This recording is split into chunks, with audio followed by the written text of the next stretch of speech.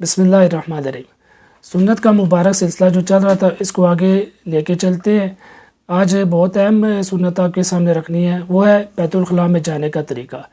اگر آپ اپنے بچوں کو آج ہی سے اس چیز کی عادت ڈال دیں گے کہ وہ جب بیت الخلاء میں جائیں، چاہے مرد ہے چاہے عورت ہے یا چاہے کوئی بچہ بچی ہے، تو جانے سے پہلے سر ڈھانپ لیں، پاؤں کے جوتا ہوں پاؤں میں، اور جانے سے پہلے بیت الخلاء کے باہر وہ دعا ان کو سکھا دی جائے، اللہم انی اعوذ بک من الخبث والخبائث، اور جاتے وقت بایاں پاؤں پہلے اندر رکھیں اور استنجا خانے میں اتنی دیر لگائے کہ استنجا سے فارغ ہو کے بندہ آ جائے، وہاں پہ بلا ضرورت شدیدہ بات نہ کی جائے۔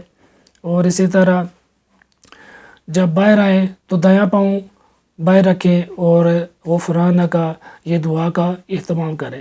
اس کی وجہ سے انشاءاللہ جو بچے بچپن میں ڈر جاتے ہیں، ان کے ڈرنے کی ایک وجہ یہ بھی ہوتی ہے کہ وہ بیت الخلاء میں مسنون طریقے کے مطابق نہیں جاتے۔